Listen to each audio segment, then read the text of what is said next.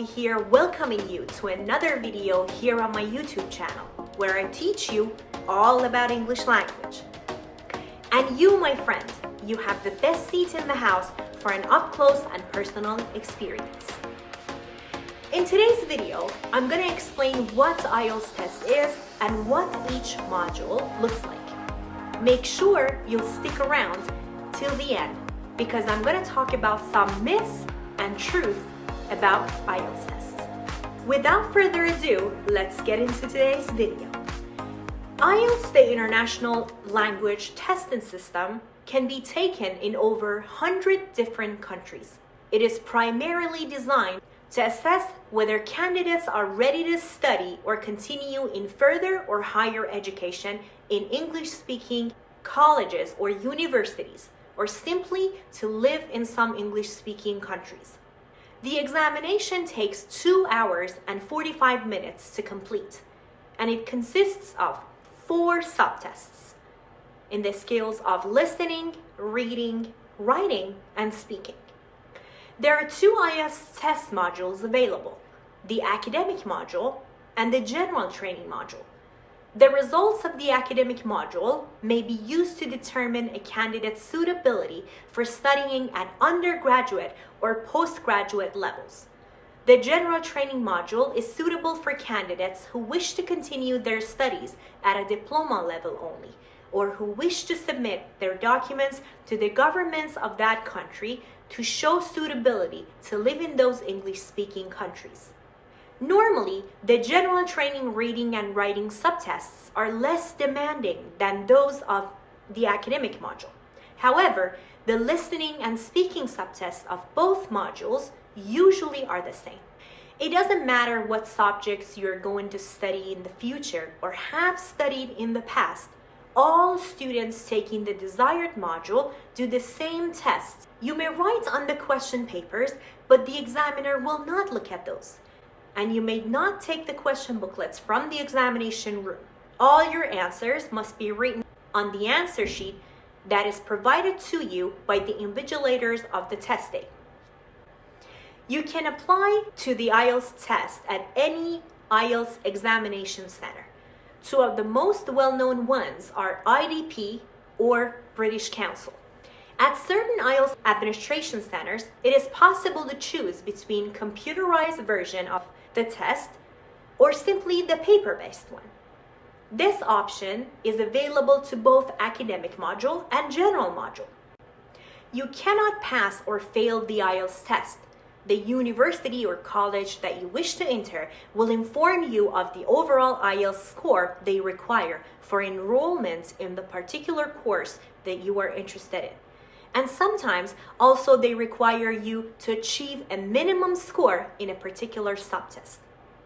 The mark range in IELTS is between 0 and 9 for each of the 4 subtests, and there is a possibility of overall scores with half marks given in all the subtests.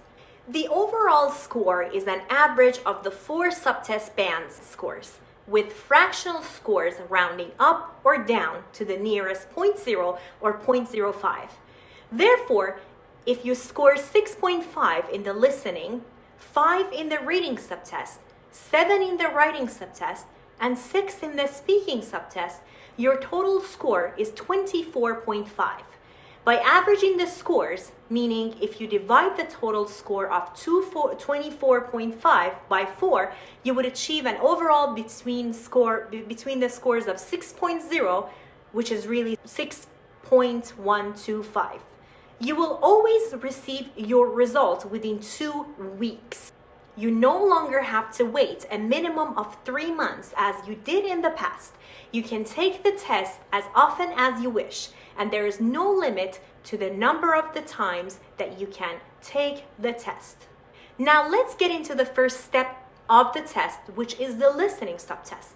The listening subtest takes about 30 minutes, approximately 20 minutes to listen to the CD and answer the questions, and then 10 minutes at the end to transfer your answers to the answer sheet. Those answer sheets are provided by invigilators of the test room. The test consists of 4 sections, and you will hear the CD only once. There are 40 questions in total. The listening passages become more difficult as you progress. Section 1 is based on social or life situations. For example, arrangements, visiting a new city, making arrangements to go out. This is usually a conversation between at least 2 speakers. Section 2 is also based on social or life situations, like news broadcasts or talking to a college person, with usually one person speaking or giving instructions. Section 3 is usually based on an education or training situation. For instance, a group of students planning a project, or a tutor or with a tutor and a student discussing career options, or a tutor and a student discussing career options. Section 4 is also based on education and training. For example, there will be a conversation between a lecturer and a student about a lecture or talk of general academic interest. Both spelling and grammar are important in the listening parts. However, you must spell words 100% correctly when they are spelled out for you in the recording. Your answers need to be legible or readable, meaning the examiner must be able to read them. This applies to all the types of answers you give, whether it's letters, numbers, or phrases. You'll write all your answers on the question paper as you do in the listening subtest. And when it is over, the CD will give you 10 minutes to transfer those answers carefully to your answer sheet. Make sure that each answer is transferred accurately and make sure your answers are readable. Now let's get to the reading subtest. The reading subtest takes about 60 minutes and is in 3 sections. There are 3 passages, usually with a combined length of 2,000 to 2,750 words, and a total of 40 questions. Their reading passages also become more difficult as you progress through the test. The passages are taken from journals, magazines, books, and newspapers. The reading passages may contain diagrams, charts, or graphs, or at least one passage will include an argument. If a reading passage contains technical or specialized words, a glossary is usually provided. The questions may come after or before the reading passages in the test, and the instructions and examples are given at the beginning of a new group of questions. When giving your answers in the reading subtest, both grammar and spelling are also important, and you must write your answers during the reading subtest on the answer sheet. There will be no extra time at the end of the test. I would also want to let you guys know that there will be time checks in between each module, meaning for both writing and reading tests, there will be time checks of 40 minutes, 20 minutes, 10 minutes, and then 5 minutes toward the end of the test. There will not be any 2-minute mark as the time check. So when you hear the 5-minute time check, you have to get ready to wrap up, as there will not be any more time checks after the 5-minute mark. The last module for the written part of the test is going to be the writing subtest. The writing subtest will take about 16 minutes with the same time checks as the reading module. There are 2 writing tasks. The first task will take approximately 20 minutes, and you are required to write a minimum of 140 words. The second test will take about approximately 40 minutes, and the second task, and it will be 250 words. If you are taking academic module, you will have to describe information that is presented to you in a graph, table, chart, diagram, or a short piece of text. The descriptions are usually given in the form of a report. You might have to compare stats of the data and use a set of data to support a given statement. Alternatively, you might be required to describe the stages of a process, describe an object, or explain how something works or how it is used. This will be different if you are taking a general test. In that case, the question will require you to write a letter to a specific person, such as landlord, your bank, or the authorities in the university you're applying for. And usually you will have to describe a problem or an issue or solve a confusion. In both task 1 and task 2, you must write in the formal academic style or general form that is appropriate to the question. You will also be marked on your ability to organize your writing and on your choice of contents with your answers and whether you completed the task or not. The questions will not require any specialized knowledge on any particular subjects. The speaking subtest usually happens before or after the written part of the test. It usually takes about between 11 and 40 minutes. The subtest consists of an interview with a trained examiner and is recorded on a tape recorder. So if you see a recorder on the desk, don't be alarmed. It also helps the examiner to go back and check your answers later and make sure that the exam is fair.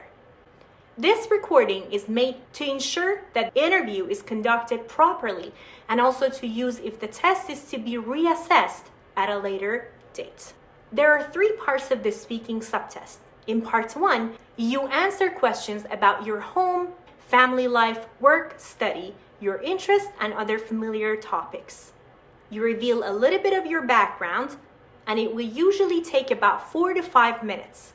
Your talk should last about 1 to 2 minutes. The examiner will ask 1 or 2 questions at the end. It will take about 3 to 4 minutes, including the preparation time of 1 minute that they will give you before they start. In part 3, you will have a discussion with the examiner based on the themes connected to the topic in part 2. This part of the test requires discussion of more abstract ideas that will take about 4 to 5 minutes. The interview is then closed and the speaking subtest is completed. Most of the questions that are asked in the subtest are scripted, meaning they come from a bank of questions prepared by the test authorities. These questions are being continually added to and updated or changed to reduce any possibility of any misconduct. The speaking subtest score is calculated from the comprehension checklist of the speaking skills in 4 distinct areas of ability: fluency, coherence, grammatical and lexical accuracy, and the number of words that you know, and of course, pronunciation. Now, obviously, I do not do the tests, so it might change or there might be more to it. Now, as I promised at the beginning of the video, I'm going to talk about some truths and myths about IELTS tests.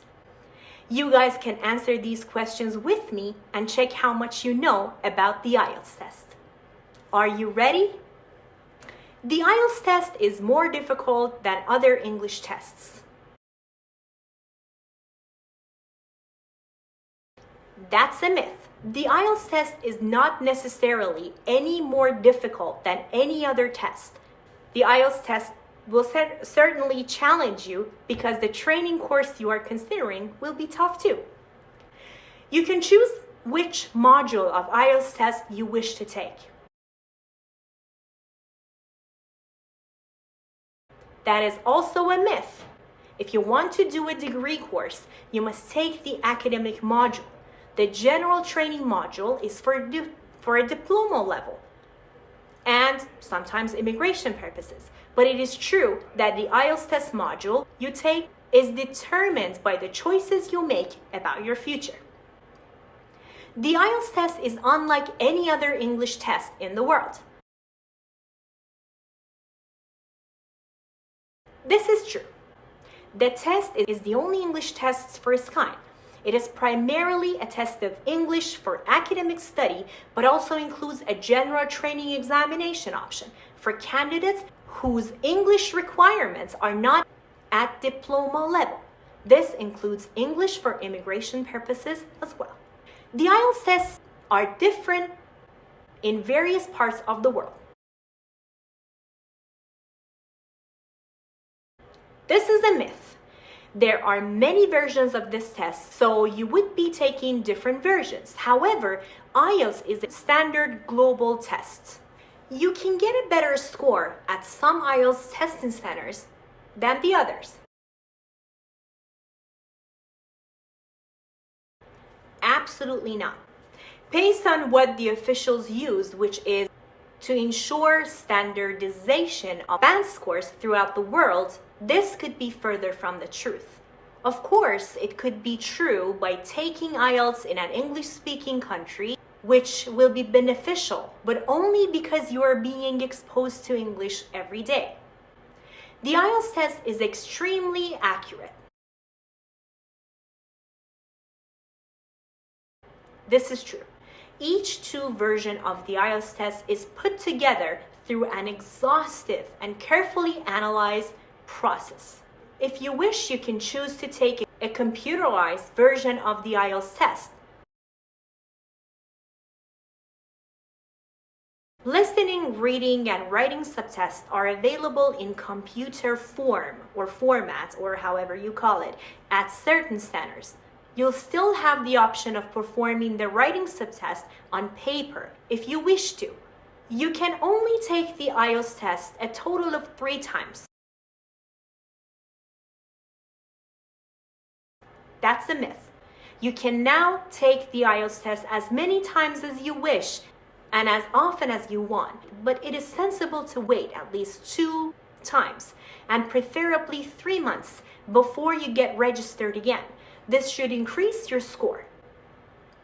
You can successfully study for the test by yourself.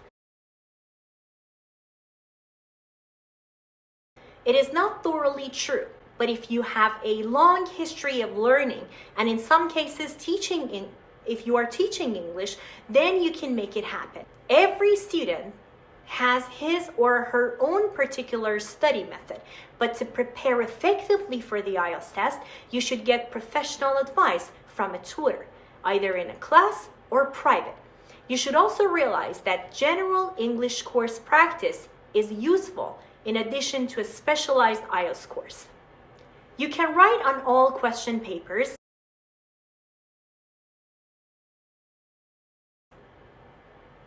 The answer is yes, you can.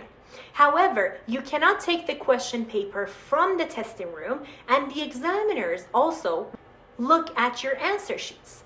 Unlike some English language tests, the IELTS test is made up of a number of different question types. Yes, the question types are varied, and this means you should have adequate practice in all the types of questions before you take the test. I also recommend that you plan in advance with 2 attempts at the actual test if possible, meaning the first time you go and take the test as a trial, and then the second time for the real one. To get a good result in the IELTS test, you should do as many practice tests as possible. Achieving a satisfactory overall score is the result of a number of strategies, not just taking the IELTS. If you mix the 2 up, then you will get good results. The listening test is the most difficult of the 3. Many students believe that the one particular subtest is more difficult than all the others. Of course, all they're really saying is that they need extra practice or help in that skill area. That's what I think. Sorry, it's a myth.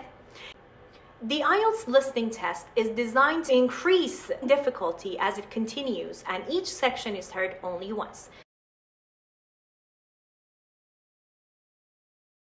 As I mentioned before, this is absolutely true. There are 2 writing tasks, and you must complete both to score well in the writing subtest. Yes, you must complete both writing tasks to get a good writing score. Since running out of time is usually a problem for some candidates, it is vital that when practicing, you gradually increase the amount of time you allow yourself to finish until eventually you can complete both tasks in the given time of 1 hour. The questions that are asked in the IELTS speaking test are determined in advance by the test authorities. The majority of questions you will be asked to come from a large bank of questions prepared beforehand by the IELTS authorities. This helps the fairness of the test as well. If you don't think your score is accurate, there's nothing that you can do. That is not true. If you're not happy with a band score and believe that is not an accurate assessment, you can have all or any of your test assessments re-evaluated. This costs a little bit extra, but it's sometimes worth it. This also will not guarantee that you will get a higher mark. The results of the IELTS test are made available soon after the test is taken. That is true. Test officials usually make the results available within 2 weeks from the testing date. Unfortunately, the results cannot yet be made available sooner, or at least I haven't heard anything like that. If you get a good score, you can use it as a proof of your ability at any time in the future. That is partially true, as you cannot use it for all the time or any time in the future.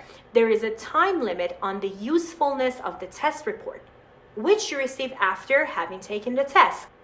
And last but not least, even if you get a satisfactory overall band score, you may not be able to get accepted into a course you wish to take. IELTS test results can be used for a number of purposes, but the examination itself does not determine your success or your successful acceptance into a particular course. They may require a minimum band score in a particular subtest, in addition to a satisfactory overall score. I'm going to give you some tips before you even start studying for IELTS test. You have to choose a realistic and achievable goal. So in this video, I'm going to dig a little deeper into IELTS test and talk about some techniques that you can use to make your results better. These techniques are from many of the test takers' experiences and are very personal. Feel free to test them out and see which one works best for you.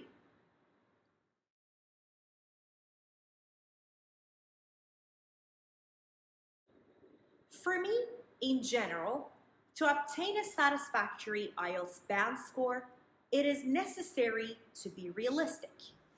If the goal is to reach a certain level of English proficiency, there is no easy way out but to practice.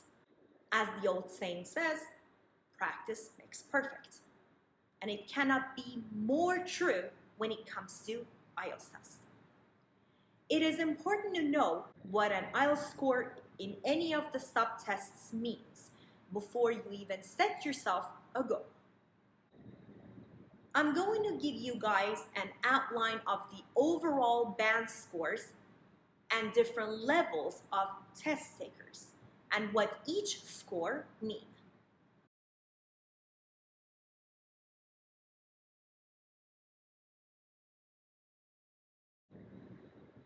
Score 9. This score is an expert user. This band applies to a person who has fully operational command of the language. This means this candidate can use the language in an appropriate, accurate, and fluent way with complete understanding.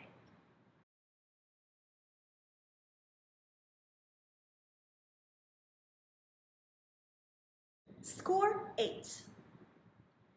This score means the test taker is a very good user of English language who has fully operational command of the language with only occasional unsystematic inaccuracies and inappropriacies. Misunderstandings may occur in unfamiliar situations. This candidate handles complex, detailed argumentation well.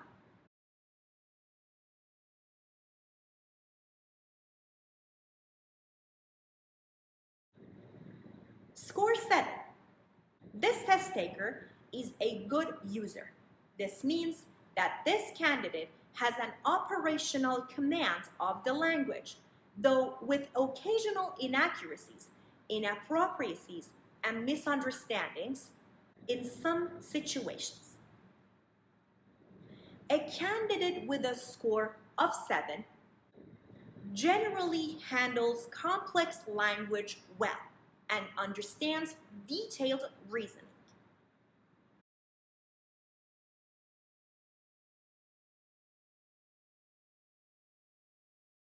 This candidate is a competent user. This candidate has generally effective command of the language despite some inaccuracies, inappropriacies, and misunderstandings. This candidate can use and understand fairly complex language, particularly in familiar situations.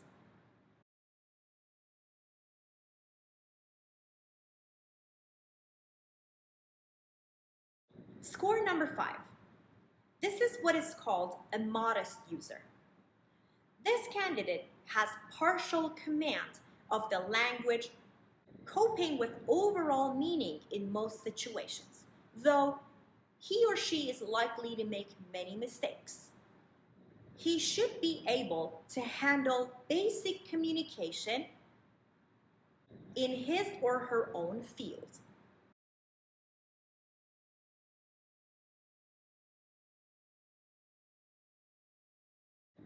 Band score number 4. The test taker who scores 4 is a limited user. Candidates like this have basic competence. For them, basic competence is limited to familiar situations. He or she has frequent problems in understanding and expression. This candidate is not able to use complex language.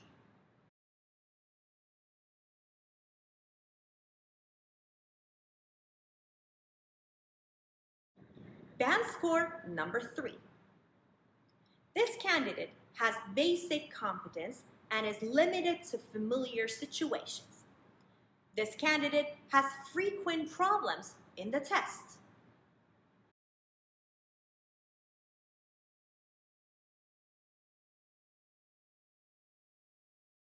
Band score number 2. A candidate with whom no real communication is really possible, except for the most basic information using isolated words or short formula in familiar situations to meet immediate needs. This candidate has great difficulty understanding spoken and written English.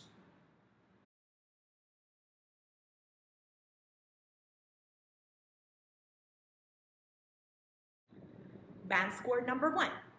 Band score number 1 means that this user essentially has no ability to use the language beyond possibly a few isolated words.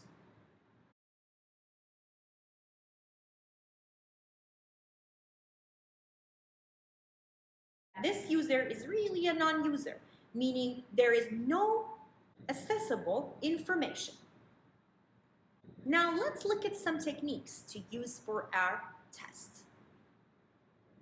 The first technique is the first tip is to follow a regular study plan.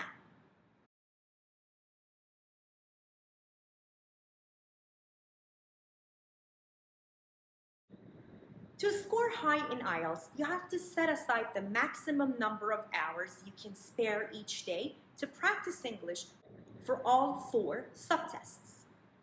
Do not focus only on your weakest areas. Be regular in your practice and give yourself time between tasks. The secret of success is to work towards your goal slowly, steadily, and regularly. Take every opportunity to listen to English whenever and wherever you can.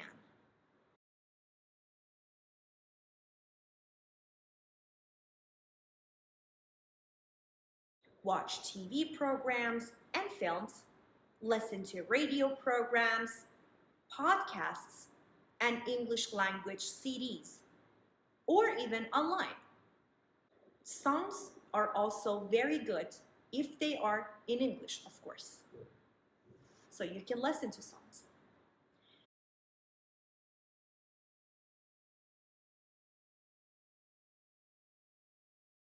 Have as many conversations with native English speakers as you can. And practice in English as often as possible with your non-native English speaking friends or family members.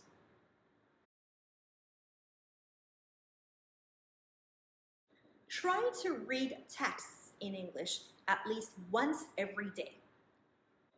You should always be in the process of reading a book in English. Try to read texts in English at least once every day. You should always be in process of reading a book in English. A page or two each night before bedtime is an excellent plan. Read newspapers, magazines, and novels written for English users or for your English level. Academic module candidates should obtain academic articles if possible, meaning try to read different academic articles if you are taking academic IELTS tests. Always carry English texts with you so you can read when you have extra time or time to spare, or time that would otherwise be wasted. Do not worry about understanding every single word. Read some articles in details and some for speed. Another tip that I read in the books or online was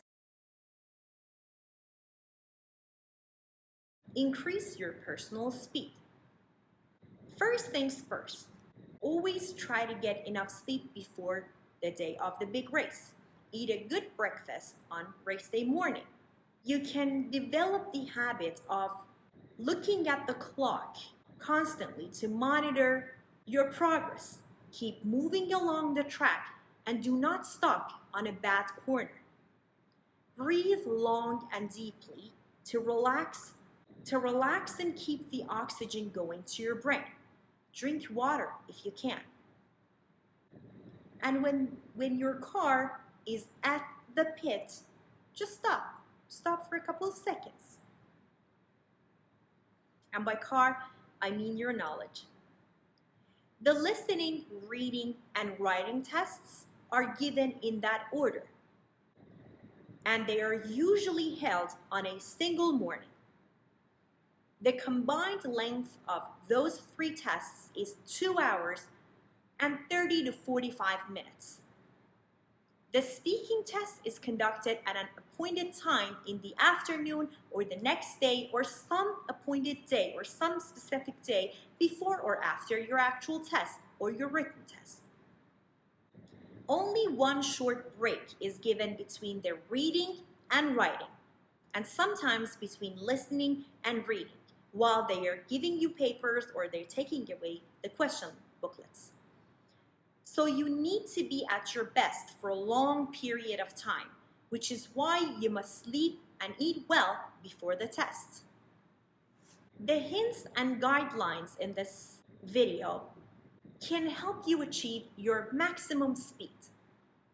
The more effort you put in, the faster your personal speed will be on that day.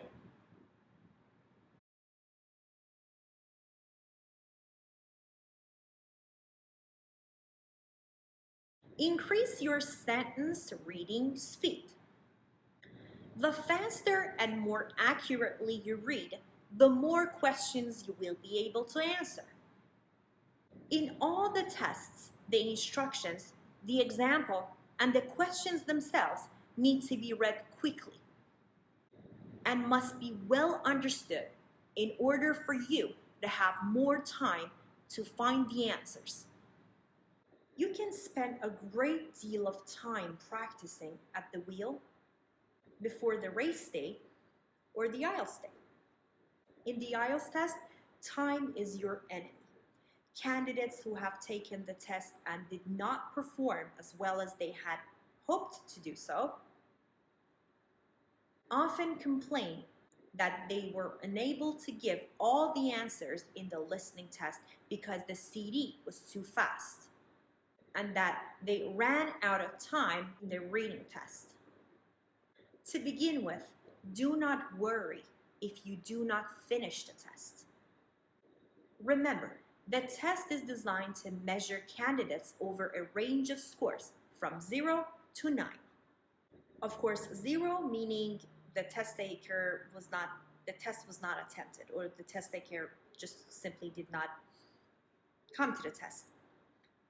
Candidates whose English is near perfect can expect to score 9, but even native English-speaking people would be unlikely to complete every listening test answer perfectly or finish the reading tests a long time before the examination or the test ends. Remember, the test is meant to be challenging. The IELTS test measures many aspects of your English ability, including the speed at which you listen, read, write, speak, and think in English. Your personal speed is not something which changes a great deal from day to day, but does change considerably over a longer period of time as a direct result of practice in working with the English language. Your personal speed and ability is pretty well fixed at any given time. The official IELTS band scores you receive are extremely accurate, since each test is tailored extensively to achieve standard results for candidates at all English levels.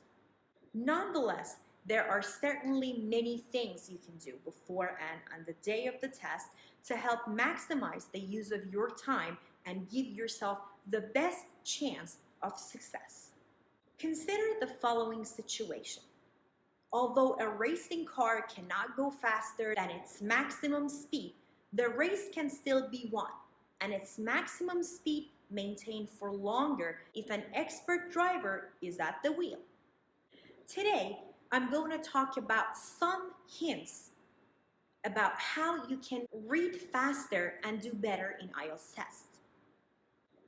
It pays to increase your overall reading speed.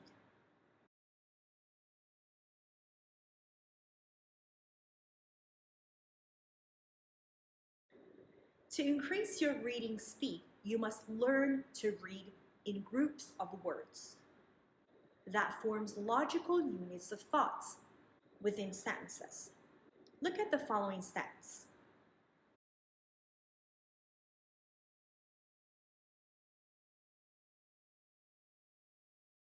Britain has been a popular choice for thousands of international students over many years.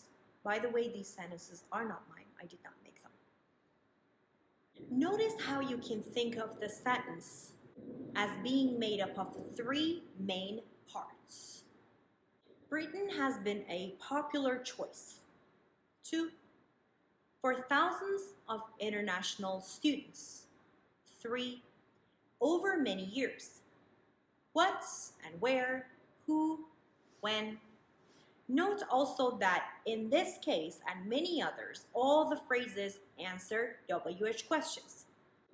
It may be helpful at first to think of WH or how questions when trying to read in phrases. If you read each word in a sentence one at a time, you will read very slowly and most likely misunderstand the meaning of much of what you read. So read your sentences in phrases by considering all the words of a phrase as a single unit. Notice how much quicker it is to read the sentence and how the meaning of what you say is more clear. Practice reading in phrases every day. Look ahead on the pages as you read and always aim to find logical places in the sentences where phrases begin and end.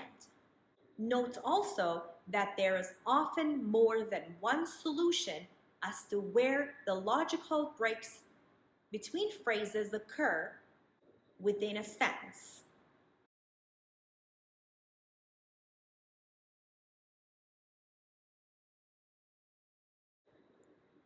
Develop a memory for English. In the reading test, it pays to remember as much as you can of what you have just read, but at least the words can be read again. However, in the listening test, you cannot go back, and the CD is only played once.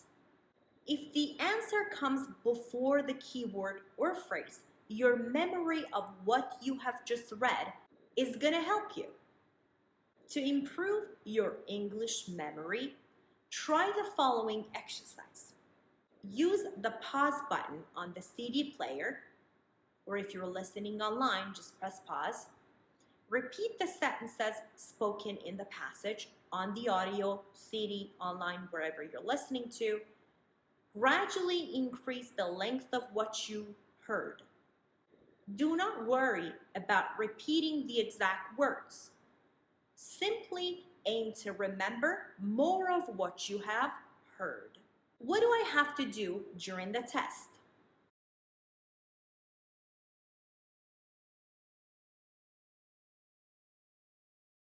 Manage your time carefully. In the listening subtest, the CD is heard only once, and the questions are answered as you listen.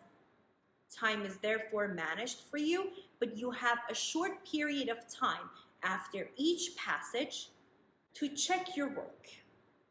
Do not use this time to transfer your answers to the answer sheet, because you are given 10 minutes at the end to do this. An advised period of time is usually given in which to complete each of the 3 sections of the reading test. Keep an eye on the time as you progress through the reading subtest and as you complete each question group. Make sure that you stop answering questions when the advised time is up. Move on to the next group of questions, even if you have not finished those questions. If you do not, you will probably not complete as many questions as you could. Remember that you are in charge of managing your time in the reading subtest. The golden rule that I heard in one of the books many years ago is always give the monkey exactly what he wants.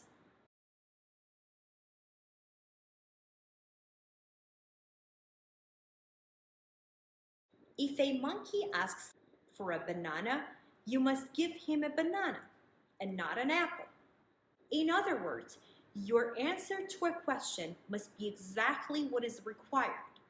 You must be quite sure of the type of information you are asked to give as you answer, and what you must do with it to give an accurate answer. You might think that this advice is too simple to be worth remembering. It might seem obvious that you have to do what the test asks you to do and give the answers the test asks you to give. Yet, failure to remember and apply the golden rule is one of the main reasons why candidates do not score as well in the test as they believe they should. Read the questions very carefully. Know the type of information the test asks you to give. Is the answer a method of transport, a person, a number, a place? If you know, you have a better chance of giving the correct answer. Know what you have to do with that information. Do you have to complete a sentence with it? Fill in the missing words in a sentence? If so, your answer must, therefore, be grammatically correct within that sentence. Do you have to provide an answer with no more than a maximum number of words? If so, your answer must not contain more than that maximum number of words. Do you have to name 2 items that you must hear on the tape or find in a reading passage? If so, your answer must contain 2 items only. 3 items would be incorrect.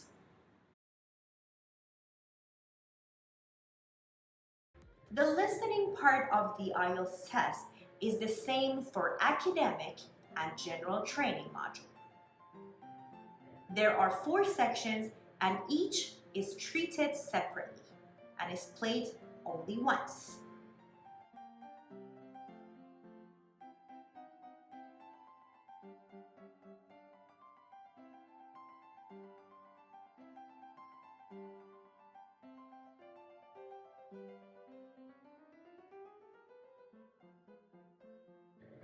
The moment you hear the words Section 1, Section 2, etc., you should be prepared and ready to listen for the instructions that are going to be given shortly. You should also listen for details about the information contained in the coming passage. Examples are who, what, where, when, and why.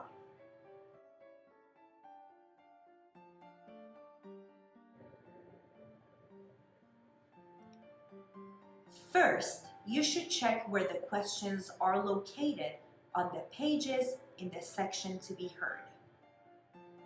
In the short time given to you before the listening passage begins, which is usually only about 10, 20, or 30 seconds at most, you should do your best to predict what you will hear.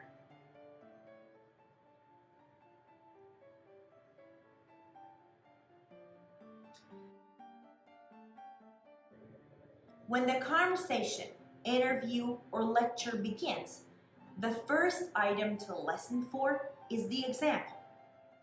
Sometimes the example is heard first, and then the passage is going to be played in full. In other IELTS listening tests, it is heard only once.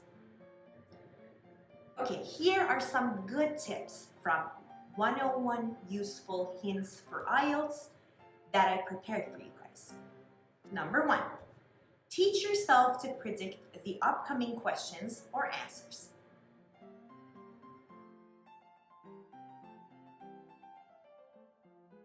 There are many types of IELTS listening question tasks. You have matching tasks, true or false tasks, gap fill tasks, multiple choice tasks, short answer question tasks,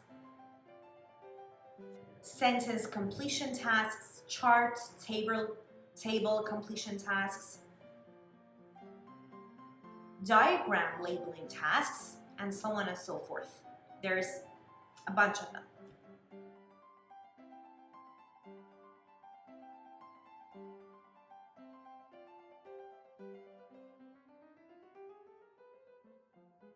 In the listening test, you use 4 skills at once.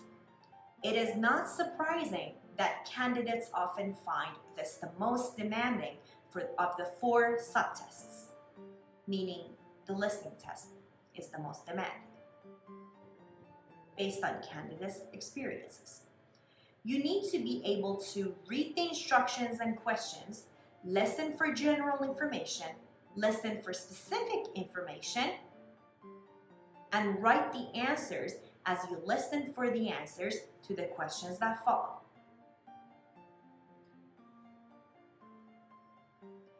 Before each listening passage, in the time given to you to look at the section, in the text booklet of course, you should try to predict information about the listening passage.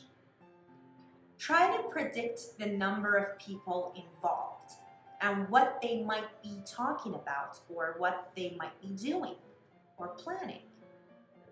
Try specifically to predict what they might say and the words they might use. You are given only a short time to look at the questions before the listening passage begins. However, to score well in the listening test, you need to develop the ability to think ahead.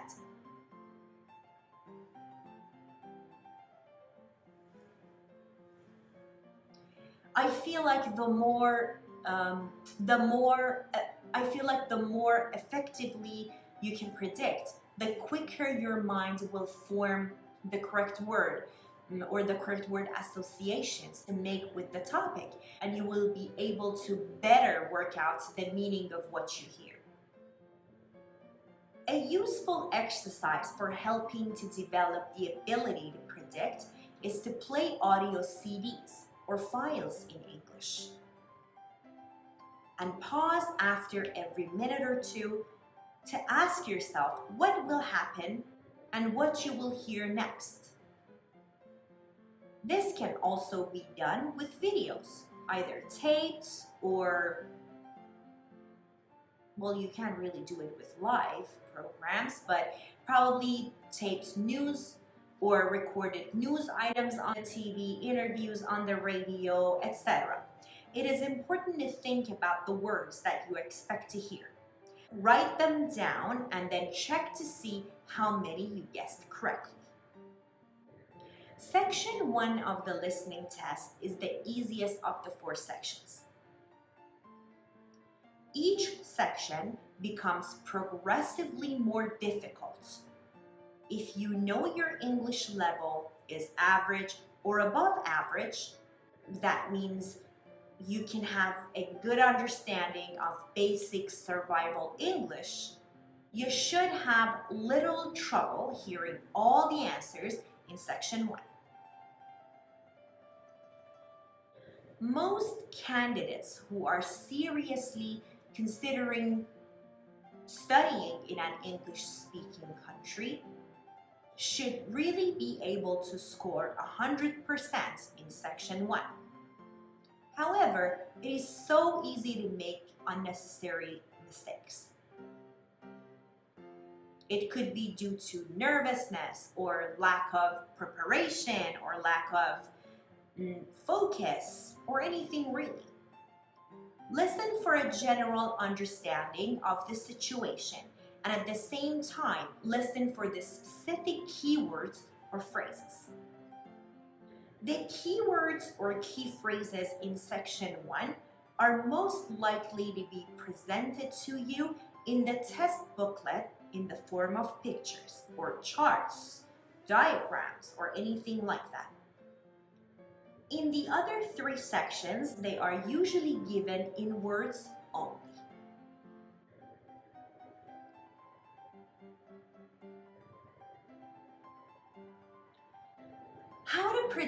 How I can predict the words that I might hear in section 1. It's actually easier if you work out the word variables. And what does that mean? The variables are those words and situations in a possible answer that can vary or change according to what you hear on the CD. In many types of questions, multiple choice for example, those variable words or phrases, those choices are given to you. In other questions, the choice of words you may hear is completely up to you to predict. The fun part, and the part that I actually want you guys to bear in mind and keep in mind, is this. Always remember, most of the answers are often stressed or repeated. What does that mean? If you listen carefully to the practice CDs, you will notice that important information, which include the answer, is almost always stressed and quite often repeated 2 or even 3 times. This surprises many candidates when they know the answer and listen again to the CD. You have to know when to move on to the next question. In the IELTS listening test, each section is considered separately, and you are not told when the next question in a section comes or starts. When the passage is being played, you should do these things. Please, please, please be aware of the content of the next question. Be ready, be prepared. As you listen for the answer to the current question, of course, If you do not think ahead of the next question and you miss an answer, you might be unable to keep up with the seed. You could still be waiting for an answer that has already been passed or that has already been given.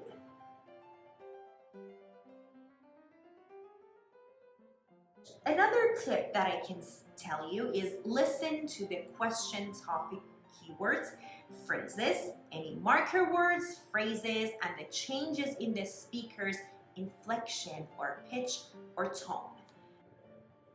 Once you recognize that the question topic has changed, it is time to move on to the next question, even if you have not completed the previous question. Only very few listening test questions are given out of order. However, you must be flexible enough to look ahead at the test paper in case the answer to the question do not come in order as it's shown in the question booklet. This is most likely to occur in a gap-fill listening test. Marker words, phrases are those English words or phrases that tell the listener that the topic is changing. Listen to them carefully so that you know when to move on to the next question.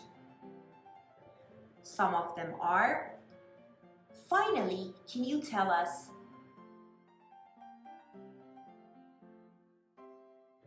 Before I move on to,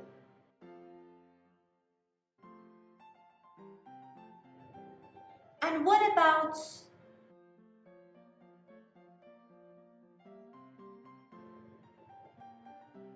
Now tell me.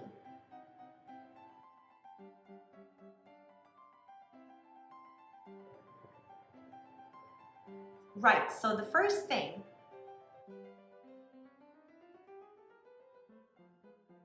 I'd like now to move on to,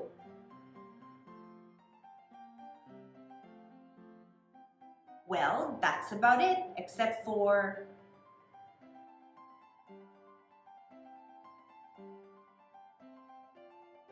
next, I'd like to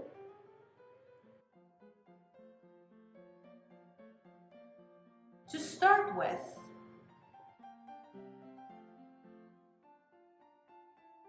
one more thing.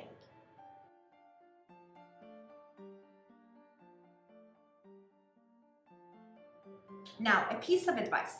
Changes in the speaker's voice or tone also tell you that the question topic is changing. Usually, when an English speaker changes topic, his or her voice will lift considerably in pitch and sometimes in level of excitement. Another tip is to look at other question booklets. No, I'm just kidding. Don't do that. Another tip is to look at other questions for the answer.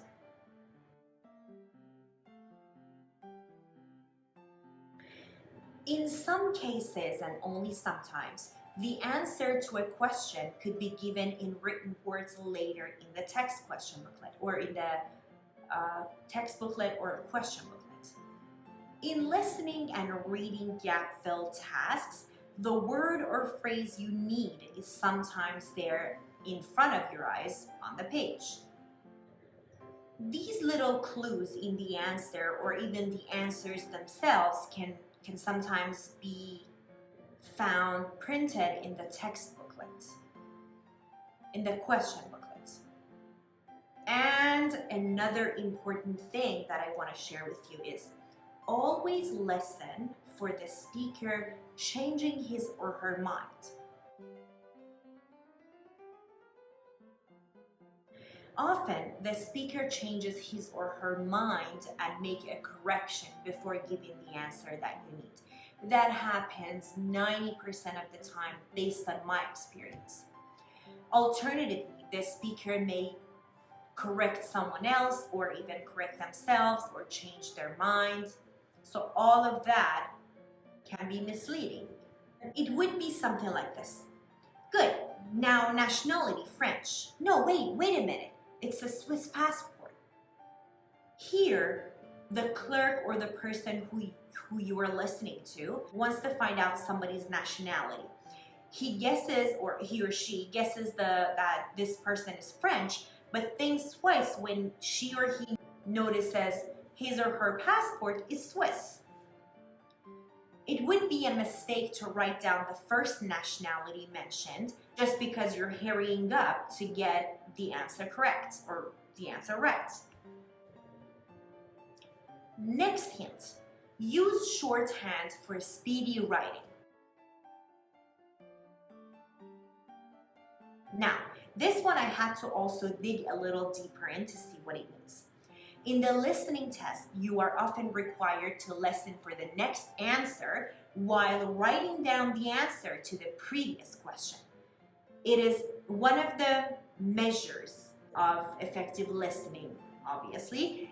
The examiners want to find out if you can comprehend what is said while attempting another task at the same time. This further tests your listening ability in English.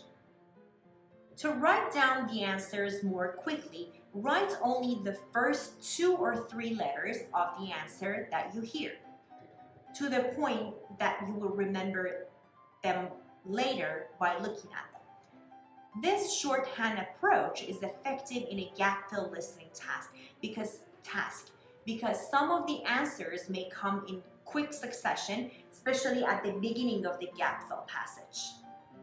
You can complete the words during the short period of time given to you after the passage has finished. You are very likely to remember what the letters mean because they're the first letters of words you have recently heard. At least that's what I try to do most of the time if I'm taking IELTS. Next hint. Practice, practice, practice for listening gap fills. Gap fill tasks are usually considered by candidates to be the most difficult of the IELTS listening tasks.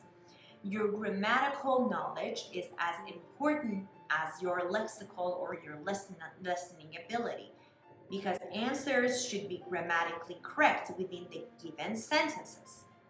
Meaning if it's written yesterday, you can't write I write yesterday. You have to be aware of these things. The correct answer is I wrote yesterday. Most common type of IELTS listening gap fill task requires you to listen to a passage of spoken English containing information concerning a particular topic or event. In the test, in the question booklet, most gap fill listening tasks, or a lot of gap fill listening tasks, are news items. It is good practice to listen to the news either on TV or on the radio. Not only news items, but all kinds of informative talks can provide practice of this kind. First, what you should do here is listen for general information. This is essential because unless you understand the general idea of what is being said, you will be unable to understand the specific information in the talk. Most listening gap fill questions require you to listen for specific information. Try to make a video or audio file of your news items or talks from TV or radio. Now go over the CD or tape or whatever you recorded or you're recording and listen for specific information on that recording. It is useful to make an audio file of a video like a recording file that is in the shape or form of a video because it is easier to play back the information on your file. And this is also very, very important. Do not try to understand every word. You should train your ears to listen for the words you are already familiar with, but did not catch on the first listening for general information, or for the first time you were listening for general information. You can also use the passages on the audio file that comes with some sort of a text.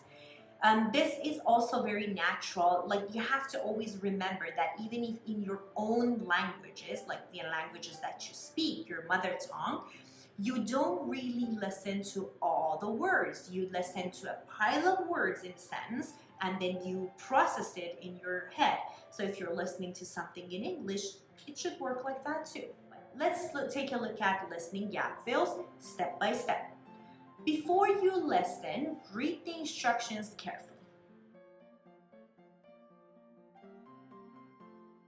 That is true about all the subtests and skills. Always try to listen for the example. That's very important. The example they give is a very good way to follow. Choose the keywords or keyword phrases to listen for and be aware of question changing. It's very important. Be aware that some of the answers may come quickly one after other. Also be aware that one or two of the answers may not be given in question order. Please remember to be aware that the word or phrase you need may already be on the next page. Also, of course, use shorthands to improve your speed, in which you write down your answers, because it also saves your time. In the time given to you at the end of the gap fill, make sure your words and numbers are easy to read. Guess the answers to unanswered questions and do not leave any blanks. Check that your answers are given in grammatically correct English. For answers that should be in plural form, write them in plural form. And if you need to use singular form or version, use the singular form. Always check for your grammar. Your grammar needs to also be precise. And that is a wrap, my friends. Don't forget that the information provided in this video is collected from books and online sources and talking to examiners and of course my own experience. It might be subject to change at any time, but as of today, I tried my best to gather the most accurate information to present to you in this video. If you are new to my channel, make sure you hit the subscribe button and the bell icon so you're the first one to know when I upload a new video. I love you guys as always. Make sure you like, comment, and subscribe. And until next time, I'll see you guys later.